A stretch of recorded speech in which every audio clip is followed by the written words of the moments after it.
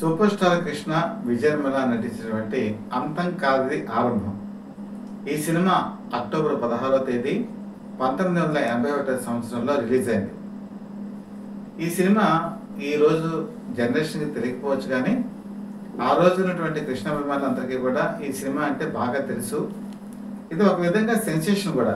అంటే అఖిలాంధ్ర ప్రేక్షకులకి వసూళ్ల పరంగానే కాకుండా సెన్సార్ సమస్యలు ఈ సినిమాని చుట్టుముట్టాయి. అది ఎంత వివాదానికి వెళ్ళిందో కూడా ఈ ఎపిసోడ్లో నేను మీకు వివరిస్తాను. ఆ సొంతం కూడా ఈ వీడియోని స్కిప్ చేయకుండా చూడండి. అయితే 1980 సంవత్సరంలోకి వచ్చేప్పటికి కృష్ణ కెరీర్ 15 సంవత్సరాలు అయింది. 15 సంవత్సరాల్లో 80వ దశకంలోకి వచ్చేప్పటికి ఆయన 17 సినిమాలు రిలీజ్ అయ్యాయి. అంటే ఎంత స్పీడ్గా ఉన్నారు అని చెప్పి మనం అర్థం చేసుకోవచ్చు.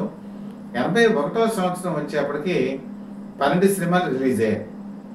ఈ సినిమా ఆయనకి 184వ చిత్రం. అంటే 16 ఏళ్లకి ఇది 184వ చిత్రం. అంటే రమారమి సగటున 13 చిత్రాల స్పీడ్తో ఆయన కెరీర్ ముందుకు దూసుకుపోతూ ఉంది. ఈరోజు యంగ్ జనరేషన్ ఎవరైనా సరే ఆయన అంకిత భావం పనితీరుని ఒకసారి మనం గుర్తుపెట్టుకోవాలి. 3 షిఫ్టుల్లో పనిచేసేవాళ్ళు ఆయన. అందుకనే అంత సినిమాలు చేయగలిగారు. మీకు మలయాళంలో ప్రేమ్ నజీర్ అని చెప్పి ఉండేవారు. ప్రేమ్ నజీర్ కూడా చాలా స్పీడ్గా సినిమాలు తీశారు, చేశారు కూడా. అదేవిధంగా తెలుగులో అయితే కృష్ణదే నెంబర్ 1 స్థానం. ఆ స్పీడ్తో ఆయన చేయటం, అలాగే చేసినప్పుడు ఆయన ఎక్కడో కూడా మొహంలో అలసట కానీ, లేకపోతే దిగులుగా ఉండటం కానీ, లేకపోతే నిద్రలేమితో ఉండటం కానీ ఎప్పుడు ఉండదు. చూడండి, మీరు ఏ సినిమానే చూడండి, ఆయన ఫేస్ చాలా ఫ్రెష్గా, చాలా రెస్ట్ తీసుకున్నట్టుగా, చాలా అంటే ఒక మంచి కాళాకాంతితో ఆ ఫేస్ ఉండటం మనం గమనించవచ్చు. ఇది అరుదుగా ఉంటుంది. చాలా మంది నిద్ర లేకపోతే ఆ ఫేస్ అది కనపడిపోతూ ఉంటుంది. అలాంటివి లేకుండా ఆయన ఆ సినిమాలో నటించారంటే ఆయన గొప్పతనం కూడా మనం ఒకసారి అర్థం చేసుకోవాలి. అయితే ఈ సినిమా ఎక్కడి నుంచి వచ్చింది, దీని కథ అని చెప్పి అంటే ఇది కన్నడ నుంచి తీసుకున్నారు. అంబరీష్, లక్ష్మి, లత నటించినటువంటి అంత అనేటువంటి సినిమాని కృష్ణ విజయనిర్మల ఇద్దరు కూడా చూడటం జరిగింది. చూసిన తర్వాత దానిలో ఏదో కొత్తదనం ఉంది, కొత్త రకం కథనం ఉంది, దీన్ని మనం తీస్తే బాగుంటుంది అని చెప్పేసి దానికి ఉన్నటువంటి రైట్స్ అన్ని కూడా కృష్ణ తీసుకోవడం జరిగింది. దీన్ని తెలుగులో తీశారు, తమిళంలో తీశారు, అలాగే హిందీలో కూడా తీశారు. తెలుగులో వచ్చేటప్పటికి హీరోయిన్ ఏమైనా పెట్టాలి. హీరోయిన్ పవర్ఫుల్ రోల్ ఇందులో ఉంటుంది కాబట్టి హీరోయిన్ పాత్ర కూడా చాలా ఇంపార్టెంట్. మరి ఎవరిని పెట్టాలి అని చెప్పి అనుకున్నప్పుడు కన్నడలో లక్ష్మి చేశారు. సో ఆల్రెడీ ఆవిడ కన్నడలో బిజీగా ఉన్నారు, కాల్ షీట్స్ దొరకలేదు. మరి తమిళంలోకి వచ్చేప్పటికి శివాజీ గణేశన్, సుజాత కలిసి నటించారు. ఆ సినిమా పేరు దీపం. సుజాతని కూడా ఇందులో నటింపచేయాలని ప్రయత్నం చేశారు, కానీ అంతకుముందే వాళ్ళు సినిమాలో నవ్వింది అని చెప్పి ఒక సినిమాలో నటించారు. అది కూడా కృష్ణ విజయనిర్మల వాళ్ళు తీద్దామని అనుకుని అందులో సుజాతని తీసుకొని విజయనిర్మల డైరెక్షన్ చేశారు. ఆ సినిమా పెద్ద సక్సెస్ అవ్వాలా, సరే కాంబినేషన్ బాగాలేదు కదా అని చెప్పి పక్కన పెట్టారు. తర్వాత శారదని అప్రోచ్ అయ్యారు. శారద ఈ సినిమా కథంతా విని ఆవిడ ఒకే ఒక చోట జంకారు. ఏంటంటే ఈ సినిమా ప్రారంభంలోనే హీరోయిన్ క్యారెక్టర్కి ప్రెగ్నెన్సీ ఉంటుంది. సరే ఆ ప్రెగ్నెన్సీని రౌడీలు ఏం చేస్తారంటే కడుపు మీద కొట్టి చివరికి నేల మీద దేక్కుంటూ మరణించేటువంటి సన్నివేశం. యాక్చువల్గా శారదకి పిల్లలు లేరు, పైగా ప్రెగ్నెన్సీ ఉండి కడుపు మీద తన్నుతూ ఉంటే ఆ బాధ ఇవన్నీ ఆవిడ భరించలేక నేను ఈ సినిమాలో నటించలేనని చెప్పేశారు. మరి శారద పక్కకి వెళ్ళిన తర్వాత ఇంకెవరున్నారు? కన్నడలో జయంతి గురించి ట్రై చేశారు. జయంతి కూడా ఈ సినిమాలో ఈ ఆవేదన ఇదంతా కూడా చూడటం కొంచెం ఇబ్బందికరం, నేను చేయలేను అని సున్నితంగా తిరస్కరించారు. అప్పుడు తప్పనిసరి పరిస్థితుల్లో విజయ నిర్మల ఈ క్యారెక్టర్ని చేయడం జరిగింది. ఈ క్యారెక్టర్ ఆవిడ న్యాయం చేశారు కూడా. ఒక పక్క దర్శకురాలుగా, ఒక పక్క హీరోయిన్గా ఆవిడ నటించారు. కృష్ణతో దాదాపు 75 వరకు కూడా ఆవిడ చాలా స్పీడ్గా నటించారు. కానీ 77వ సంవత్సరం నుంచి జయప్రద ఇలాంటి వాళ్ళు వచ్చేటప్పటికి ఆవిడ హీరోయిన్గా నటించడం తగ్గించుకున్నారు. 1979వ సంవత్సరంలో మీకు హేమ హేమీద్ అని చెప్పేసి సినిమా వచ్చింది. అందులో జోడీగా నటించారు. 2 సంవత్సరాల తర్వాత మళ్ళీ 81వ సంవత్సరంలో ఈ సినిమాలో ఆవిడ హీరోయిన్గా కూడా నటించారు. ఒక పక్క దర్శకత్వ బాధ్యతలు చేపట్టి కూడా. సినిమా రిలీజ్ అయిన తర్వాత మంచి కలెక్షన్స్ వచ్చాయి, మంచి ఊపు మీద కూడా ఉంది. కానీ రాను రాను రన్ తగ్గిపోయింది. కారణం ఏంటి అంటే ఈ చిత్రం సమగ్రంగా లేదు అనే ఫీలింగ్ ప్రేక్షకులకు రావటం. కారణం ఏంటంటే సినిమాలో మీకు సెన్సార్కి వెళ్ళినప్పుడు 294 కట్స్ సెన్సార్ వాళ్ళు చేశారు.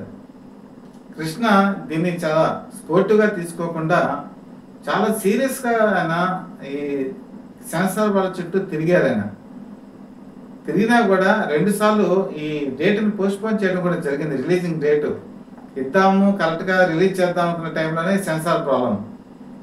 ఎంత ప్రయత్నం చేసినా కూడా ఆ 294 కట్స్ నుంచి తప్పించుకోలేకపోయారు. దీంతో ఈ సినిమా స్వభావమే మారిపోయింది. ఈ సినిమా తీసే ఉద్దేశం ఒకటైంది, అందులో ఈ కట్స్ వల్ల దానికి ఉన్నటువంటి ప్రయోజనం పూర్తిగా దెబ్బతింది. అందుకే మీకు క్లైమాక్స్ వచ్చేప్పటికి కొంత అసమగ్రంగా ఉన్నట్టుగా కూడా మనకు కనపడుతుంది. కారణం ఏంటంటే ఈ సినిమా ఆ రోజు రిలీజ్ అయినటువంటి సమయానికి కేంద్రంలోనూ రాష్ట్రంలోనూ కాంగ్రెస్ ప్రభుత్వం అధికారంలో ఉంది. ఇందులో ముఖ్యమంత్రి, డీజీపీ, ఇతర పోలీసు అధికారులు, ఇవన్నీ ఉన్నతాధికారులు అందరూ కూడా చూసుకుంటే వీళ్ళు రౌడీలు, గూండాలు, మాఫియా ఈ తరహా క్యారెక్టర్లు వాళ్ళు చేస్తున్నటువంటి యాక్టివిటీస్ దాకా మనకి కనపడుతుంది. కాబట్టి కాంగ్రెస్ ప్రభుత్వం కూడా ఇక్కడ స్టేట్లో కూడా దీన్ని సీరియస్గా తీసుకుంది. కాబట్టి ఎంత ప్రయత్నం చేసినా కూడా ఈ కట్స్ తప్పలేదు. పైగా వాయిస్ ఓవర్ ఒకటి ఇవ్వాల్సి వచ్చింది ఈ సినిమా ప్రారంభంలో.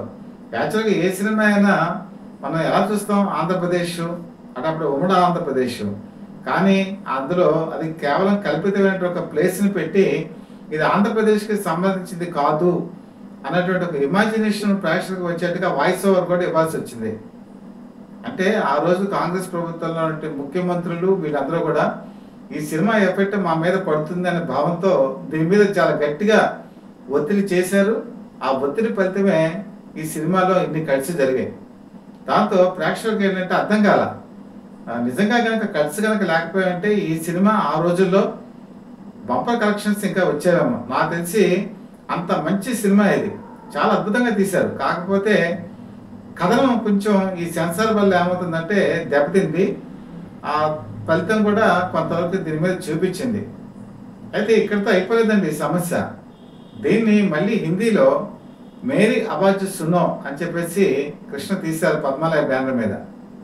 ఈ సినిమా డిసెంబర్ 4వ తేదీన హర్యానాలో రిలీజ్ అయింది, ఢిల్లీలో రిలీజ్ అయింది. రిలీజ్ అయిన తర్వాత సినిమా మంచి ఆదరణ, అసలు తెలుగు కన్నా కూడా హిందీలో మంచి ఆదరణ వచ్చింది. బ్రహ్మాండంగా రన్ అవుతుంది. రన్ అవుతున్న సమయంలో ఈ ప్రింట్లను పెంచారు. ముంబాయి, తర్వాత మహారాష్ట్ర, గుజరాత్ ఈ ప్రాంతాల్లో రిలీజ్ చేశారు. రిలీజ్ చేసిన తర్వాత ముఖ్యంగా ముంబై, అప్పుడు బాంబే అని చెప్పి అనేవాళ్ళు, అక్కడ విపరీతమైనటువంటి రెస్పాన్స్ వచ్చింది. దాంతో కాంగ్రెస్ ప్రభుత్వం కేంద్రంలో ఉంది కాబట్టి దీన్ని వాళ్ళు చాలా సీరియస్గా తీసుకున్నారు. తీసుకొని పార్లమెంట్లో కూడా దీని మీద ప్రస్తావన వచ్చింది. ఈ సినిమా ఆ రోజుల్లో కొంతమంది రాజకీయ నాయకుల్ని క్యారికేచర్ని పోలి దాన్ని ఇమిటేషన్గా తీసుకున్నారని చెప్పి గులాం నబీ ఆజాద్ అని పార్లమెంట్లో దీన్ని సీరియస్గా లేవనెత్తారు. అప్పట్లో ఆయన యువజన కాంగ్రెస్ అధ్యక్షుడిగా కూడా ఉన్నారు. గులాం నబీ ఆజాద్ అంటే ఇందిరాగాంధీకి రైట్ హ్యాండ్. ఎప్పుడైతే ఆయన ఈ ప్రస్తావన చేశారో కేంద్ర ప్రభుత్వం ఇమ్మీడియట్గా ఏం చేసిందంటే ఈ సినిమాని బ్యాన్ చేసేసింది. బ్యాన్ చేసి టెలిగ్రామ్స్ ఇచ్చింది. ఈ సినిమాని ఎక్కడ కూడా ఎగ్జిబిట్ చేయొద్దని. అప్పటికి శనివారం వచ్చేప్పటికి 4 థియేటర్లకి ఈ నోటీసులు అందాయి. ఎప్పుడైతే ఈ నోటీసులు ఇలా ఆఫ్ చేయమని వచ్చిందో ఇక మిగతా వాటికి వెళ్ళలేదు కదా, ఆదివారం వచ్చేసింది. దాంతో మిగతా వాళ్ళందరూ కూడా కంగారు పడ్డారు. ముఖ్యంగా బయస్ వీళ్ళందరూ కూడా మా పని ఏంటి, ఇంత ఇన్వెస్ట్మెంట్ చేసాం, ఈ సినిమా ఆడకపోతే మేము చేతులు ఎత్తేయాల్సిందే అని చెప్పేసి ముంబైలో పద్మల ఆఫీస్ ఉంది, ఆ పద్మల ఆఫీస్ని చుట్టుముట్టేశారు. దాంతో కృష్ణ సోదరులిద్దరు కూడా ఏం చేయాలో అర్థం కాల. ఈ విషయాన్ని సూపర్ స్టార్ కృష్ణకి ఇమ్మీడియట్గా తెలియజేశారు. సూపర్ స్టార్ కృష్ణకి పరిస్థితి అర్థమైంది. కారణం ఏంటంటే దీని వెనకాల ఉన్నటువంటి ఒత్తిళ్ళు ఏంటంటే 1981 డిసెంబర్ వచ్చేటప్పటికి ఇంటెలిజెన్సీ నిఘా వర్గాలకి ఒక సమాచారం అందింది. అదేంటంటే ఎన్టీ రామారావు తొందరలో పార్టీ పెట్టబోతున్నారు, అదొక కారణం. ఆయన వెనకాల చాలా మంది ఉన్నారు, అందులో సూపర్ స్టార్ కృష్ణ కూడా ఉన్నారు, ఆయనతో సన్నిహితంగా మెలుగుతున్నారు, ఈయన కూడా రాజకీయాల్లోకి వచ్చేటువంటి అవకాశాలు ఉన్నాయి. ఇద్దరు సూపర్ స్టార్లు కనుక రాజకీయాల్లో కనుక వస్తే ఆంధ్రప్రదేశ్లో మన పరిస్థితి చాలా ఇబ్బందికరంగా తేరుతుంది. ఆల్రెడీ తమిళనాడులో ఎంజి రామచంద్రన్ 1977లో అధికారంలోకి వచ్చారు. ఆయన అండర్ ఎస్టిమేట్ బట్టే ఆయన తన ప్రపంచాన్ని ఎవరు కూడా అంచనా వేరైపోయారు. అలాంటి ప్రపంచం ఒకటి రాబోతోంది అని చెప్పేసి నిఘా వర్గాలు ప్రధానమంత్రి ఇందిరాగాంధీకి తెలియజేశారు. పైగా ఈ సినిమా చూస్తే ముఖ్యమంత్రి స్థాయి నుండి ఏకి పారేశారు. ఈ ఎఫెక్ట్ మన మీద పడేటువంటి అవకాశాలు ఉన్నాయని చెప్పి వాళ్ళు గట్టిగా చెప్పడంతో ఇందిరాగాంధీ కూడా దీన్ని సీరియస్గా తీసుకున్నట్టు ఆ రోజుల్లో సమాచారం. దాంతో కేంద్ర ప్రభుత్వం ఈ నిర్ణయానికి వచ్చింది. మరి కృష్ణ మరి ఏం చేయాలి ఈ పరిస్థితుల్లో? ఒకవేళ ఆ సినిమా కనుక బ్యాన్ అయిపోతే మిగతా డిస్ట్రిబ్యూటర్లు బయస్ ఏమవుతారు? కృష్ణ కూడా రాజకీయ వర్గాల్లో మంచి గట్టి పట్టుంది. ఆయనకి మదన్ మోహన్ అని చెప్పేసి ఒక నాయకుడు కాంగ్రెస్లో ఉన్నారు, ఈయనకి మంచి స్నేహం ఉంది. ఆ తర్వాత కాలంలో మదన్ మోహన్ రాజీవ్ గాంధీ దగ్గర తీసుకెళ్లి కృష్ణని కాంగ్రెస్ పార్టీలో కూడా చేర్పించడానికి ఆయనే ప్రధాన కారణం కూడా. అలాగే అప్పట్లో వైఎస్ రాజశేఖర రెడ్డి కృష్ణకి చాలా ప్రియమిత్రుడు. అలాగే కోట్ల విజయభాస్కర్ రెడ్డితో కూడా చాలా సన్నిహిత సంబంధాలు ఉన్నాయి. అంతేకాకుండా సూపర్ స్టార్ కృష్ణకి అమితాబ్ బచ్చన్తో మంచి స్నేహ సంబంధం ఉంది. ఆ రోజుల్లో అమితాబ్ బచ్చన్ ఇందిరాగాంధీ ఫ్యామిలీకి బాగా క్లోజు. అలాగే రాజీవ్ గాంధీ వాళ్ళిద్దరు కలిసి చిన్నప్పటి నుంచి చైల్డ్హుడ్ ఫ్రెండ్స్, వాళ్ళిద్దరు కలిసిమెలిసి తిరిగేవాళ్ళు. కాబట్టి అమితాబ్ బచ్చన్ కూడా తన పరిస్థితి వివరించారు సూపర్ స్టార్ కృష్ణ. వెంటనే ఆయన తీసుకున్న నిర్ణయం ఏంటంటే దీన్ని ఎదుర్కోవాలి అంటే లీగల్గా వెళ్ళాలి అని చెప్పేసి ఆ రోజుల్లో ప్రముఖ న్యాయవాదులు ఎవరంటే సోలి సొరాబ్జీ, చాలా ఫేమస్ లాయరు. అలాగే సిద్ధార్థ్ శంకర్ రే, ఈయన కూడా సుప్రీంకోర్టులో చాలా పట్టున్నటువంటి లాయరు. ఈ రోజుల్లో మీకు గంటల్లో లక్షలు ఎలా తీసుకుంటున్నారో ఆ రోజుల్లో వాళ్ళకు ఉన్నటువంటి రేటు కూడా చాలా ఎక్కువ, చాలా కాస్ట్లీ. అలాంటి న్యాయవాదుల్ని ఈ కేసుని పరిష్కరించడానికి తీసుకోవడం జరిగింది. ఆదివారం ఎప్పుడైతే వచ్చిందో ఈ న్యాయవాదులు తమకున్నటువంటి ప్రణాళికని ముందుకి నడిపించారు. ఉదయం 11 గంటలకల్లా తీర్పు వచ్చేట్టుగా చేశారు. అంటే ఫైల్ని ముందుకు కలిపారనమాట. అక్కడ కోర్టు కూడా ఏమైనా అభిప్రాయపడిందంటే, ముఖ్యంగా హర్యానా కోర్టు ఏమైనా అభిప్రాయపడిందంటే ఇది సెన్సార్ వాళ్ళు సర్టిఫికేట్ ఇచ్చారు. సెన్సార్ సర్టిఫికేట్ కనుక ఇస్తే అది ఖచ్చితంగా వాళ్ళ అనుమతి ఇచ్చినట్టే. అనుమతి ఇచ్చిన దాన్ని వాళ్ళు ఎలాగా తిరస్కరిస్తారు అని చెప్పేసి ఫస్ట్ హర్యానా హైకోర్టు తీర్పు ఇచ్చింది. ఆ తర్వాత 2 గంటలకి మరొక కోర్టు ఇచ్చింది. ఇలాగా మొత్తం దేశం మొత్తం మీద సోమవారం నాడు 9 కోట్లు సెన్సార్ వాళ్ళు ఎప్పుడైతే సర్టిఫికేట్ ఇచ్చారో దాన్ని కేంద్ర ప్రభుత్వం రద్దు చేయకూడదు అని చెప్పేసి ఈ సినిమాని ఎగ్జిబిట్ చేసుకోవచ్చు అని చెప్పి తీర్పునివ్వడం జరిగింది. ఈ విధంగా ఆ రోజుల్లో మన తెలుగు నటుడు సూపర్ స్టార్ హిందీలో తీసిన సినిమా ఎన్ని ఇబ్బందులు ఎదుర్కొంది. అయినా సరే ఆయన ఎక్కడ కూడా వెనకడిగేయలేదు. న్యాయస్థానంలో న్యాయాన్ని కోరారు, న్యాయం వాళ్ళు ఇచ్చారు. ఆ సినిమా తర్వాత అద్భుత విజయం సాధించింది. ఎందుకంటే ఫ్రీ పబ్లిసిటీ వచ్చేసింది. ఈ సినిమాని ఆపాలని చెప్పి ఎప్పుడైతే ప్రయత్నం చేశారో ప్రేక్షకులు ఇది ఎంత పవర్ఫుల్గా ఉంటుందని చెప్పి ఆ సినిమాని చూశారు. మేరీ ఆవాజ్ సునో ఆ రోజుల్లో హిందీలో ఒక సంచలనం, ఒక సెన్సేషన్. దానికి పునాది ఎక్కడి నుంచి పడిందంటే అంతా నుంచి తెలుగులోకి రీమేక్ చేసినటువంటి అంతం కాదది ఆరంభం. ఇదండి ఈ సినిమా ఆ రోజుల్లో అంత సెన్సేషన్ క్రియేట్ చేసింది. కృష్ణ అభిమానులకైతే ఈ విషయం ఖచ్చితంగా తెలుసు. యువతరం కూడా ఈరోజు తెలుసుకోవాలి. ఇందులో తెలుసుకోవాల్సిన పాయింట్ ఏంటంటే, మన తెలుగు నటుడు హిందీలో సినిమాలు తీయటం ఒక గొప్ప. హిందీలో సినిమాలు తీసి ఇంత రాజకీయ సంక్షోభం ఎదుర్కోవటం ఇంకా గొప్ప. ఈ గొప్పతనం ఎక్కడుందంటే, కొండనైనా ఢీ కొట్టేటట్టు మనస్తత్వం కృష్ణకు ఉంది. కాబట్టి ఈరోజు యువతరం నేర్చుకోవాల్సింది ఏంటంటే, కష్టాలు వస్తే పారిపోవటం కాదు, దానికి ఎదురెళ్ళి నిలబడటం. అది కృష్ణ చేసేవాళ్ళు. కాబట్టి ఈ సంఘటన చూసి యువత దీన్ని స్ఫూర్తిగా తీసుకోవాలని చెప్పి నేనైతే కోరుకుంటున్నాను. మరి 1965లో సినిమా ఆంగ్రేయటం చేసినటువంటి సూపర్ స్టార్ కృష్ణ గూఢచారి 116 ఇది మూడో చిత్రం. మూడో చిత్రంలో ఆయనకి ఒక ఇంట్రడక్షన్ సాంగ్ ఉంటుంది, డీరి డిరి డిరి డీరిడి. ఈ పాట మీకు అందరికీ తెలుసు. ఇందులో నటించిన ఆ రోజు స్పెషల్ అట్రాక్షన్ ఎవరంటే వెన్నెరాడే నిర్మల. వెన్నెరాడే నిర్మల ఈ సినిమాలో ఆయనకి చెల్లిగా నటించింది. ఆ పాట కూడా వాళ్ళిద్దరి మధ్య ఒక పాట కూడా డ్యూయట్ ఉంటుంది. డ్యూయట్ కాదు, యాక్చువల్గా కృష్ణ ముందు పాడేటువంటి పాట రగిలే రాసలీల మదిలో దిగిలే జ్వాల అని చెప్పేసి ఈ పాట యాక్చువల్గా అర్ధనగ్న దుస్తుల్లో ఉన్నటువంటి వెన్నెరాడే నిర్మల తన అన్నయ్య ముందు ఈ పాట పాడవలసి రావటం, అలాంటి వేషధారణ ఆవిడ మనసుని చాలా నొప్పిస్తాయి. కానీ కృష్ణ కూడా ఏం చేయలేని పరిస్థితి. అండర్ కాప్గా ఉంటాడు అతను. బయటపడితే విషయం అందరికీ తెలిసిపోతుంది. దాంతో ఆ అవమానం భరించలేక పరిగెత్తుకుంటూ వెళ్ళి పైనుంచి కిందకి దుక్కి చనిపోతుంది. ఈ పాట ఒక విధంగా చెప్పాలంటే 16 ఏళ్ల తర్వాత వెన్నెరాడే నిర్మల మళ్ళీ ఈ కృష్ణతో ఈ పాట పాడటం, చెల్లెలుగా తన బలభాగ్ని గుండెల్లో దాచుకుని కృష్ణ చూపించే నటన ఈ సినిమాలో ఒక హైలైట్గా మనం చెప్పుకోవచ్చు. అలాగే ఇందులో చాలా హైలైట్స్ ఉన్నాయండి.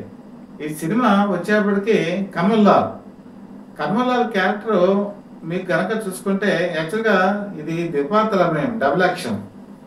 పోలీస్ ఆఫీసర్ విజయ్గా ఒక క్యారెక్టరు, రౌడీ గ్యాంగ్లో ఉండేటువంటి ఒక రౌడీ షీటర్గా కన్వల్ లాల్ క్యారెక్టర్. ఈ రెండు కూడా పోలికలు ఉంటాయి, కానీ పాత్ర స్వరూపాలు వేరు, క్యారెక్టరైజేషన్ వేరు, డైలాగ్ డెలివరీ వేరు, అలాగే ప్రవృత్తి వేరు. ఒకదేమో పోలీస్ ప్రవృత్తి, ఇంకోటిదేమో నేర ప్రవృత్తి. వీళ్ళిద్దరికి మధ్య ఎటువంటి రిలేషన్ కూడా ఉండదు, అన్నదమ్ములు కాదు. అలాగే వీళ్ళేమో మేనమామ మేనలుడు కాదు, ఎటువంటి సంబంధాలు కూడా ఉండవు. సో అలాంటి క్యారెక్టర్ని పోషించాలి అంటే మరి వేరియేషన్ చాలా చూపించాలి. విజయ్గా ఒక వేరియేషన్ చూపించాలి, కన్వల్ లాల్గా ఒక వేరియేషన్ చూపించాలి. అక్కడ మీకు బాగా ఈ సినిమాలో చూస్తే కన్వర్ అనగానే కుత్తే కన్వల్ లాల్ బోలో అని చెప్పేసి ఒక డైలాగ్ ఉంటుంది. ఆవేశపడుతూ రొప్పుతూ ఉండేటువంటి కన్వల్ లాల్ ఒక రకంగా సింహంలా గర్జిస్తూ కూడా ఉంటాడు. సో ఈ క్యారెక్టర్కి వచ్చేప్పటికి వేరియేషన్ ఎలా చూపించాలి? ఇది ఒక విధంగా చెప్పాలంటే దర్శకురాలకి చాలా కత్తి మీద సాము, కృష్ణకి కత్తి మీద సాము, అలాగే మేకప్ చీఫ్ మాధవరావు కూడా కత్తి మీద సాము. అందుకని ఈయనకి ఏం చేశారంటే మొత్తం గెటప్నే మార్చేసి కళ్ళలో ఆయనకి లెన్స్లు పెట్టడం జరిగింది. ఆ లెన్స్లు పెట్టేటప్పటికి కృష్ణ పోలీస్ ఆఫీసర్ క్యారెక్టర్కి, కన్వల్ లాల్ క్యారెక్టర్కి చాలా వేరియేషన్ వచ్చింది. అలాగే కృష్ణ పోలీస్ ఆఫీసర్గా చెప్పే డైలాగ్స్కి, కన్వల్ లాల్గా చెప్పేటువంటి డైలాగ్స్కి చాలా డిఫరెన్స్ ఉంది. మీరు ఇక్కడ మాస్క్ షాట్ మీకు గతంలో కూడా చెప్పాను. ఇక్కడ మాస్క్ షాట్ పుష్పాల గోపీకృష్ణ దీనికి కెమెరా ఫోటోగ్రఫీ.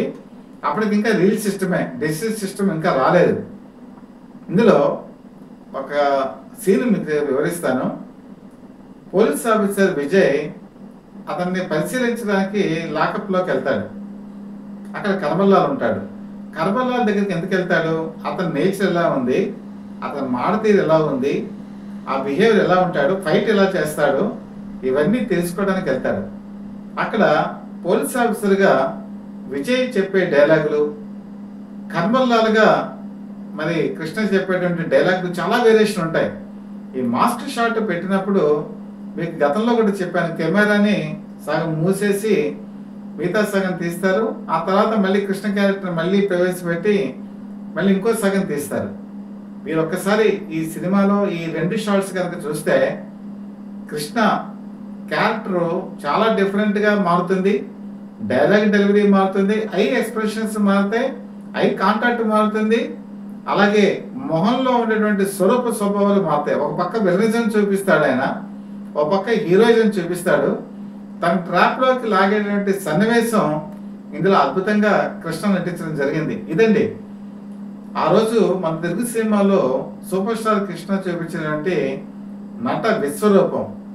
మరి ఎందుకని ఇది బయట ప్రపంచానికి తెలియట్లేదంటే, ఆ రోజు రీజనల్ లాంగ్వేజెస్లో ఎంత గొప్పగా నటించినా కూడా సౌత్ వాళ్ళని గుర్తించేవాడు కాదు. ముఖ్యంగా నార్త్ వాళ్ళు ఇలాంటి క్యారెక్టర్స్ చేస్తేనేమో బ్రహ్మరథం పట్టేవాళ్ళు, లేకపోతే రీజనల్ లాంగ్వేజెస్లో కనుక చేస్తే దీన్ని అంతగా పట్టించుకునేవాడు కాదు. నిజంగా పట్టించుకునే పని అయితే కృష్ణ నటనకి ఈ సినిమాలో దాదాసాహెబ్ ఫాల్కే అవార్డు రావాలి. ఇంకా చాలా సినిమాలు ఉన్నాయనుకోండి, ఈ వేరియేషన్స్ గురించి చెప్తున్నాను. మరి రాలేదే ఆయనకి. కారణం ఏంటంటే ఈ సినిమా గురించి విశ్లేషించే వాళ్ళు ఆ రోజుల్లో ఎవరూ లేరు, నార్త్లో ఉండే వాళ్ళకి చెప్పేవాళ్ళు ఎవరూ లేరు. కాబట్టి ఆ సినిమా అనంతకాలం ప్రేక్షకులు చూసేవాళ్ళు ఇంత విమర్శనాత్మకంగా పరిశీలించేటువంటి ఆసక్తి ఓపిక కూడా ఆ రోజుల్లో ఎవరికి లేదేమో, నాకైతే అలాగే అనిపిస్తుంది. మళ్ళీ ఇంకొక సీన్ ఉందండి. ఇంకో సీన్ ఏంటంటే ఇక్కడ కూడా లాకప్లోకి వెళ్తాడు. ఇక్కడ కమల్ లాల్ క్యారెక్టర్లో సేమ్ మారిపోతాడు. అక్కడ ఇద్దరు కమల్ లాల్ లాగా కనపడతారు. అంటే అసలైన కమల్ లాల్ ఒకళ్ళు, తర్వాత అతనిలాగా మారినటువంటి పోలీస్ ఆఫీసర్ కమల్ లాల్ ఒకళ్ళు. వాళ్ళిద్దరూ కూడా ఒకళ్ళకొకళ్ళు చెప్పుకునే డైలాగ్స్ కనుక చూస్తే కృష్ణ ఇమిటేషన్ ఎంత గొప్పగా ఉంటుంది అనేది మనకు పూర్తిగా తెలిసింది. ఇది రెండవ అద్భుతమైనటువంటి షాట్. ఇంత నేను చెప్పాను కదా, తన సోదరి అర్ధనగ్న దుస్తులతో ఉండి తన ముందు నాట్యం చేస్తుంటే బయటపడితే తన మిషన్ ఎక్కడైతే ఇబ్బంది పడుతుందో అని చెప్పేసి ఓర్పు సహనంతో ఉండేటువంటి సన్నివేశం ఇదొక హైలైట్. తర్వాత తల్లిగా పంటరిబాయి ఈ సినిమాలో కూడా చాలా తల్లిగా మంచి నటన చూపిస్తుంది. కాకపోతే తల్లి చనిపోయి ఆవిడ్ని శ్మశాన దగ్గరికి తీసుకెళ్ళినప్పుడు దూరం నుంచి చూస్తాడు. వెళితేనేమో తనకున్నటువంటి ఐడెంటిటీ గుర్తుపెట్టేస్తారు. అందరూ కూడా పహరా కాస్తూ ఉంటారు ఎవరు ఇతను అని. కాబట్టి ఆ బాధని కృష్ణ అంచుకునేటువంటి సన్నివేశం ఈ సినిమాలో మరొక హైలైట్. అసలు ఏంటి ఆపరేషన్ అంటే, ఆపరేషన్ అంతా ఎవరైతే స్మగ్లర్స్ ఉంటారో, రెడీలు ఉంటారో వాళ్ళకి కనిపెట్టేటువంటి పనిలోనే అండర్ కాప్గా మరి వెళ్ళేటువంటి కృష్ణ ఈ వ్యధనంతా కూడా భరిస్తూ ఉంటాడు. చివరికి ప్రెగ్నెంట్గా ఉన్న భార్యని పొట్ట మీద తన్ని గుద్ది ఆమె పడేసి నేల మీద రక్తం కారుతూ విజయనిమల మరణించేటువంటి సన్నివేశం, అది చూసినటువంటి కృష్ణ కూడా తలడిల్లేటువంటి సన్నివేశం, బయట పడలేనటువంటి పరిస్థితి. ఇదండి ఈ సినిమాలో ఈ రకమైనటువంటి ఎన్నో మార్పులు చేర్పులు, కథలలో ఒక వేగం, తర్వాత ఆ ఒత్తిడిని తట్టుకునేటువంటి కృష్ణ ఆహభావాలు, ఇవన్నీ కనుక చూస్తే ఈ సినిమా అసలు ఆ రోజుల్లో కొత్త పంతులు తొక్కింది. చాలామంది ఈ సినిమాని చూసి ఆశ్చర్యపోయారు. ఓ విధంగా చెప్పాలంటే నేను ఇంత చెప్పినట్టు రాజకీయ వర్గంలో కూడా ఒక ప్రకంపనలు, ఆ రోజు ప్రజల్లో ఎక్కడికి చూసినా కూడా ఈ సినిమా గురించి డిస్కషన్. ఒక విధంగా చెప్పాలంటే మన తెలుగు సినిమా ఇండస్ట్రీలో పూర్తి స్థాయి రాజకీయ చిత్రం ఇండైరెక్ట్ గా ఉంది అంటే చాలా మంది నాపిలిపై ప్రపంచం, బొబ్బులి పులి ఇలా చెప్తుంటారు. వీటన్నిటికీ ముందుగానే అంతం కానిది ఆరంభం ఈ సినిమా రిలీజ్ అవటం జరిగింది. ఈ విధంగా ఈ సినిమాలో చాలా వేరియేషన్స్ చూపించారండి ఆయన.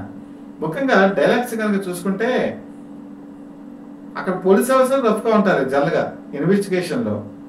అలాగే కన్వల్లాల్ కూడా రఫ్గానే ఉంటాడు. సో కన్వల్లాల్గా మారినటువంటి పోలీస్ ఆఫీసర్ ఒక డైలాగ్ మీకు చిన్నది చెప్తాను. అల్లు రామలింగ క్యారెక్టర్ దగ్గరికి వెళ్తాడు. వెళ్ళి నిజాన్ని రాబట్టే ప్రయత్నంలో నిజం చెప్పరా ముండా కొడక అని చెప్పి అంటాడు. అనేటప్పటికీ అల్లు రామలింగ క్యారెక్టర్ ఏమంటుందంటే, అవునండి నేను పుట్టినప్పుడే మా నాన్న చనిపోయాడు, మా అమ్మ మొండమోసింది, మీరు చెప్పింది కరెక్టే సార్ అంటాడు. అది అంటే అంత బండగా వల్గర్గా నిజాన్ని రాబట్టుకునేటువంటి ప్రయత్నంలో కృష్ణ ఎలాంటి పదజాలం ఉపయోగిస్తాడు ఈ సినిమాలో అని చెప్పి చెప్పడానికే నేను ఎగ్జాంపుల్ చెప్పడం జరిగింది. పోలీస్ ఆఫీసర్గా రఫ్గా ఉంటాడు ఆయన, ఓ పక్క కన్వల్లాల్గా కూడా రఫ్గా ఉంటాడు. ఆయన సినిమాలో చాలా గెటప్స్ చేశారండి. అల్లూరి సీతారామరాజు గెటప్, ఛత్రపతి శివాజీ గెటప్, ఇలా చాలా రకాల గెటప్స్ ఉన్నాయి. కానీ ఈ కన్వల్లాల్ గెటప్ మాత్రం వాళ్ళ అభిమానులు మర్చిపోరు, తెలుగు సినిమా ప్రేక్షకులు కూడా మర్చిపోరు. ఈయన గురించి ఆ రోజుల్లో కొన్ని మ్యాగజైన్స్ కూడా రాశాయి. ముఖ్యంగా నేషనల్ హెరాల్డ్ అని చెప్పేసి ఇది కాంగ్రెస్కి అనుకూలమైనటువంటి పత్రిక. అలాగే హిందీలో కూడా చాలా వ్యాసాలు వచ్చాయి.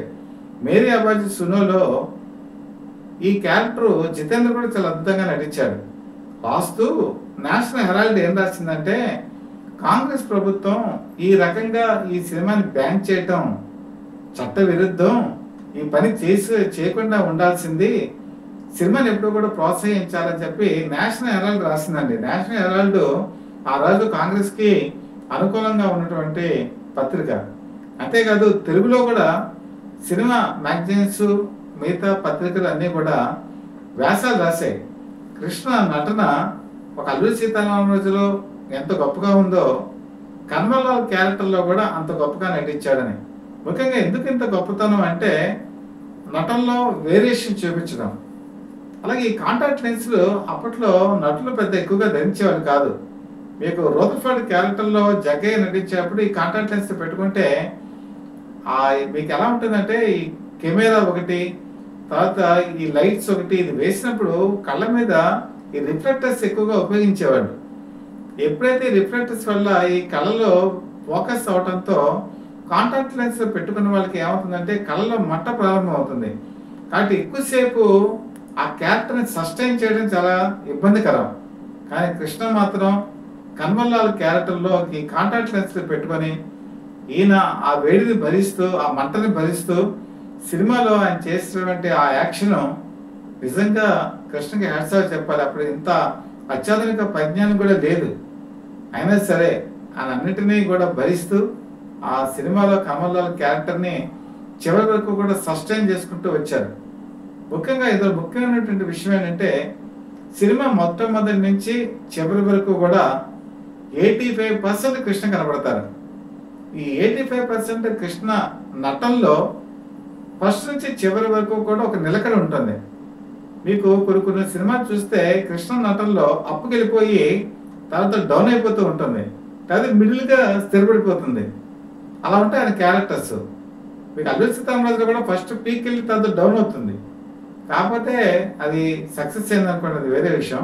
కానీ ఈ సినిమాలో మాత్రం ఆయన నటన నిలకడగా చూపించడం జరుగుతుంది, ఏకాగ్రతతో చూపించడం జరుగుతుంది. తర్వాత తన బాధని క్యారీ చేసుకుంటూ ప్రేక్షకుని ఇన్వాల్వ్ చేసేటువంటి ఆ తత్వాన్ని ఈ సినిమాలో ఆయన చూపించడం జరిగింది. ఇన్ని రకాల షేడ్స్ ఉన్నాయండి ఆ సినిమాలో. కాబట్టి కృష్ణ నటన చూడాలి అంటే ఖచ్చితంగా అంతం కానిది ఆరంభం చూడాల్సిందే. నా అభిప్రాయం ప్రకారం ఆ రోజుల్లో సెన్సార్ కనుక ఈ సినిమాని ఖర్చు లేకుండా కనుక చేస్తుంటే బ్లాస్ట్ హిట్ ఆ రోజు ఇంకా అయ్యేది. అప్పటికే అవ్వలేదని కాదు, అయింది, ఇంకా బ్లాస్ట్ హిట్ అయ్యేది. కాబట్టి కృష్ణ అభిమానులు సూపర్ స్టార్ కృష్ణ ఈ విషయంలో ఒక విధంగా అవార్డులకి దూరం అయ్యాడనే నేను అనుకుంటున్నాను. ఎందుకంటే ఇంత గొప్ప నటన ప్రదర్శించి చేయటమే కాదు, ఆయన సినిమా ఇండస్ట్రీకి చాలా రకాల సేవలు అందించారు.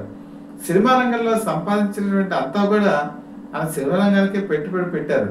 సినిమాలు తీశారు, టెక్నాలజీని తీసుకొచ్చారు, దర్శకుడి కింద మారారు. ఆయన దర్శకత్వంలో 16 సినిమాలు చేయడం జరిగింది. పైగా ఆయన ఎడిటింగ్, ఆయన మంచి ఎడిటింగ్ చేయగలరు. ఇది చాలా మందికి తెలుసో లేదో నాకు తెలియదు, కానీ ఆయన ఎడిటర్గా ఆయన బ్రహ్మాండంగా సినిమాని కట్ చేసి ఎక్కడెక్కడ షార్ప్నెస్ తగ్గకుండా చూడగలరు. అలాగే ఈయన హిందీలో కూడా సినిమాలు తీశారు, పద్మనాభ స్టూడియోస్ని నెలకొల్పారు. తర్వాత చాలామంది టెక్నీషియన్స్ని పరిచయం చేశారు, కొత్త దర్శకుల్ని పరిచయం చేశారు. జయప్రద సినిమాలోకి రావడానికి హీరోయిన్గా నిలబడటానికి కూడా కృష్ణే కారణం. చాలా సినిమాల్లో ప్రోత్సాహం ఇచ్చారు, రాజేంద్ర ప్రసాద్కి అవకాశం ఇచ్చారు. ఒకరు కాదు, ఇద్దరు కాదు. ఎవరైనా కొత్త వాళ్ళు వచ్చి నాకు ఏదో ఒకటి ఉపాధి కల్పించండి అంటే కాదనకుండా వాళ్ళకి సహాయం చేసినటువంటి వ్యక్తి కృష్ణ. తెలుగు సినిమా స్థాయిని హిందీ చలనచిత్ర ప్రదర్శనలో ఎగరేసినటువంటి ఒక గొప్ప వ్యక్తి. కానీ ఆయనకి అవార్డులు చాలా దూరంగానే ఉన్నాయి. చివరికి దాదాసాహెబ్ ఫాల్కే అలాంటి అవార్డు కూడా ఆయనకి ఇవ్వలేదు. ఇప్పటికైనా సరే కేంద్ర ప్రభుత్వం ఆయనకి మంచి అవార్డు, అంటే దాదాసాహెబ్ ఫాల్కే లాంటి అవార్డు ఇవ్వాల్సిన పరిస్థితి ఉందని నేనైతే అనుకుంటున్నాను. వాళ్ళు తొందరలోనే అలాంటివి ఇస్తారని కూడా మనస్ఫూర్తిగా కోరుకుంటూ మీ దగ్గర నుంచి సెలవు తీసుకుంటున్నాను. మీ చీఫ్ ఎడిటర్ డివిఎస్ఎస్ కృష్ణప్రసాద్.